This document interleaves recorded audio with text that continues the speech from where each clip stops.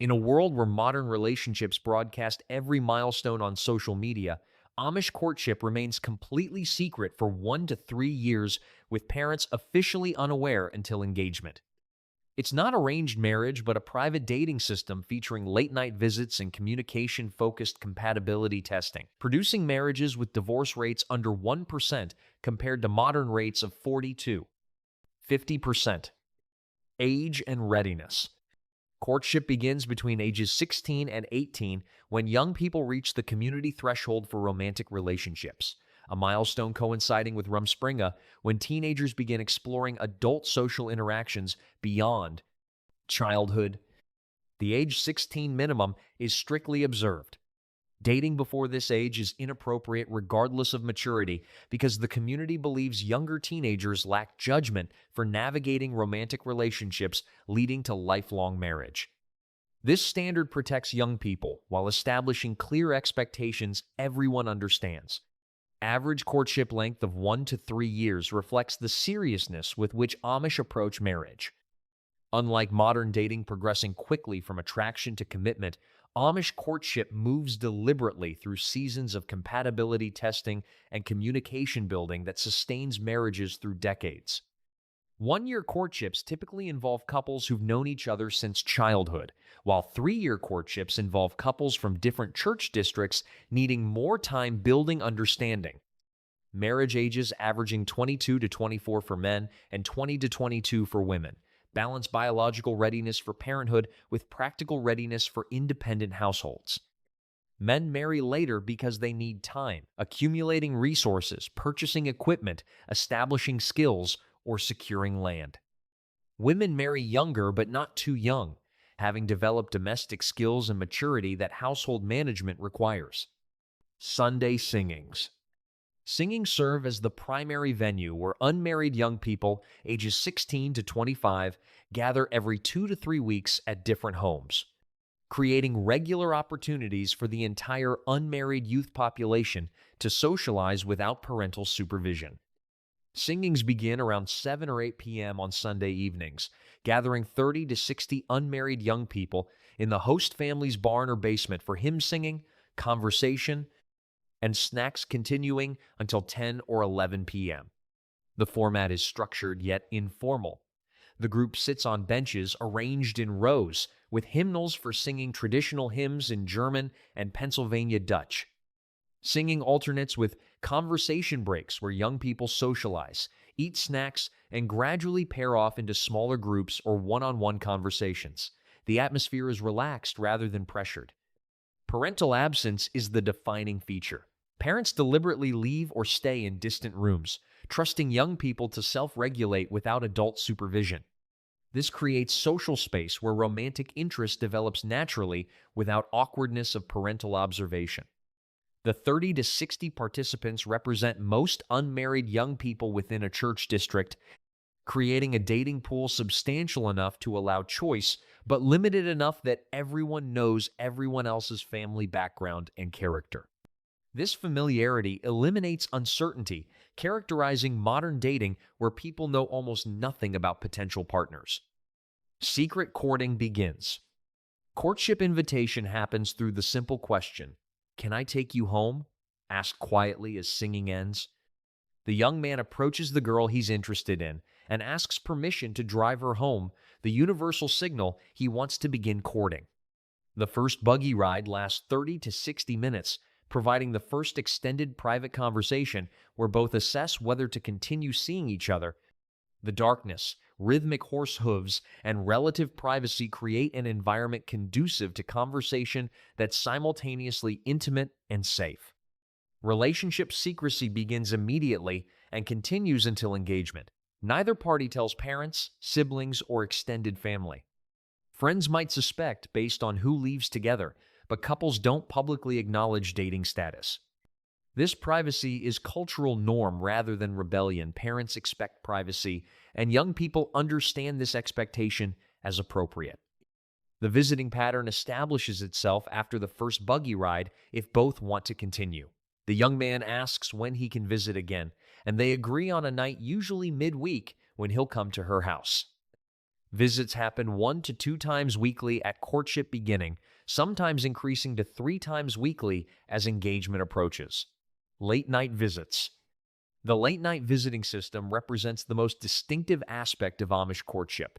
The young man arrives between 10 p.m. and midnight after the girl's family has gone to bed, enters through her bedroom window or back door, and spends 2 to 4 hours talking with her before leaving before dawn.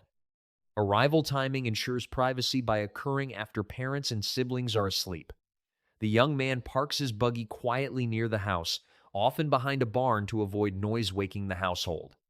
He walks to the house and either taps on her bedroom window or enters through a back door. The bedroom setting serves practical purposes. There's nowhere else for private conversation at midnight. Common areas don't provide privacy necessary for deep conversations, building serious relationships. The bedroom is the only space for hours of talk without disturbing sleeping family. Activities during visits are remarkably unsexy. They sit on chairs or at bed's edge fully clothed and talk for 2 to 4 hours.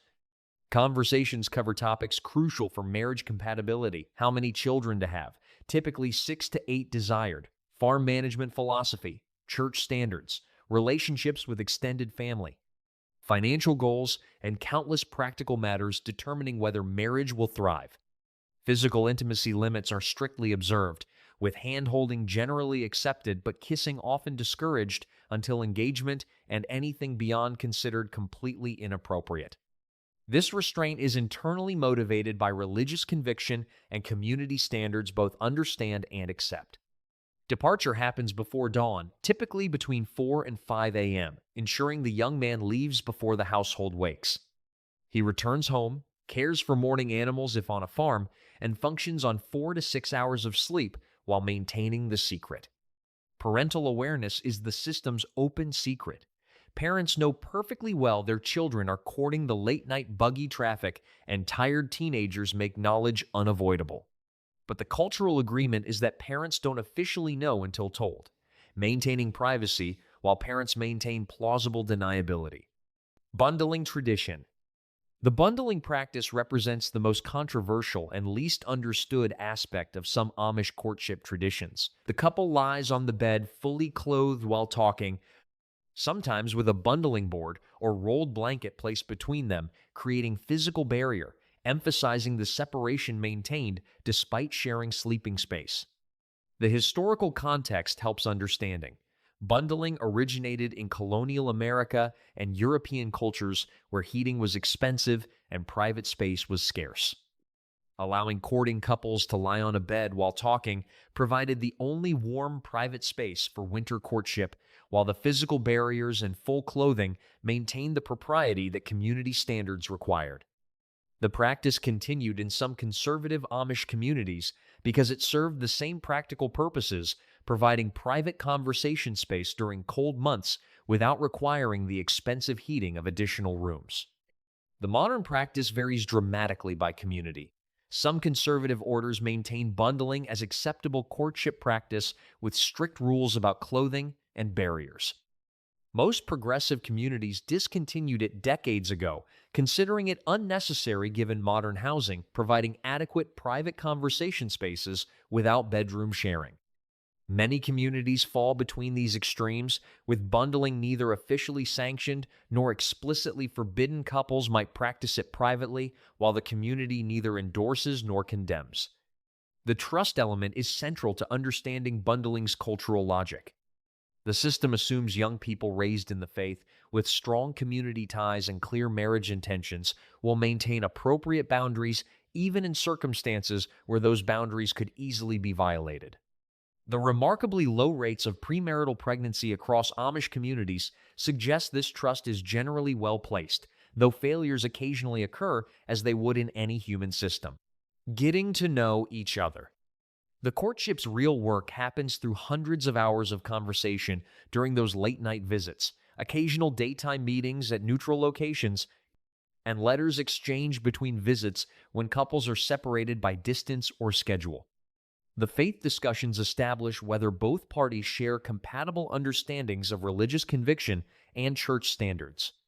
The Amish faith doesn't demand identical beliefs on every theological detail, but couples must agree on fundamental questions: how strictly to observe the Ordnung, whether to remain in their current church district or join another, how to raise children in the faith, and whether both are committed to lifelong Amish identity. These conversations reveal whether religious compatibility exists sufficient for marriage. The practical planning discussions cover the detailed logistics of establishing a household where they'll live, how they'll support themselves, how household management and farm work will be divided, what their relationship with extended families will look like, and crucially, how many children they want. The typical desire for 6 to 8 children requires both parties to genuinely want large families rather than one reluctantly agreeing to please the other. The compatibility testing extends beyond conversation to spending time together at church events, work frolics, and family gatherings, where each observes how the other interacts with the community, manages responsibilities, treats family members, and handles the routine pressures of daily Amish life. These observations provide the behavioral data that reveals character more accurately than words alone. Parental discovery. The formal parental acknowledgement of the relationship happens only when the young man asks the girl's father for permission to marry the first time. He officially admits the relationship exists despite parents having known or strongly suspected for months or years. The conversation is private and formal.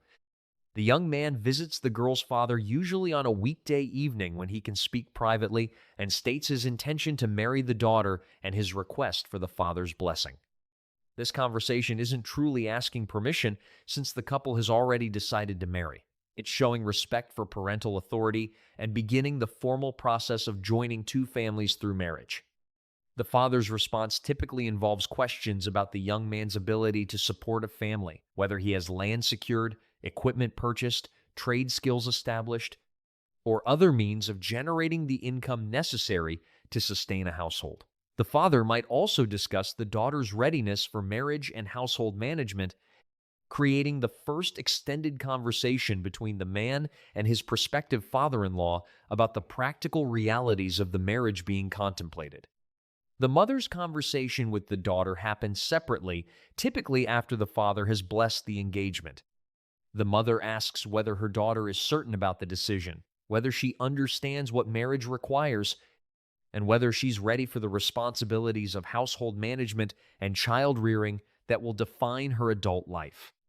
This conversation provides the last opportunity for the daughter to express doubts before the public engagement announcement makes backing out extremely difficult socially. Engagement period.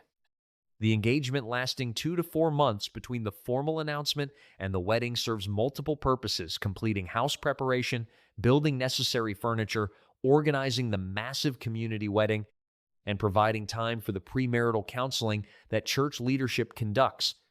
The public acknowledgement as published means the couple is announced in church as engaged to be married, making the relationship public for the first time after 1 to 3 years of complete privacy. The announcement generates genuine surprise among community members who hadn't suspected the relationship, though close friends and observant relatives often confirm suspicions they'd held but appropriately kept private. The wedding date is nearly always set for November or occasionally October or early December. The period after fall harvest is complete, but before winter makes travel difficult. This timing allows the farming community to attend without conflicts with planting or harvest obligations and provides time after the wedding for the couple to establish their household before spring planting demands full attention. The house preparation often involves the groom building furniture for the new household bedroom furniture, kitchen table and chairs, storage pieces using skills learned from his father and other craftsmen. The furniture building is simultaneously practical necessity and symbolic act, demonstrating his capability to provide for his family through skilled work. Breaking courtship. The relationship ending process is remarkably simple and unstressful compared to modern breakups. Either party can end the courtship at any time simply by ceasing to visit or respond to visit requests, with no formal breakup conversation required and minimal social stigma attached.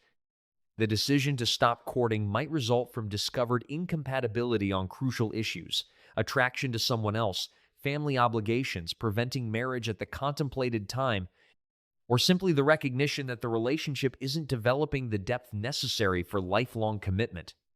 The reasons don't require explanation or justification. The simple cessation of contact communicates the decision clearly. The community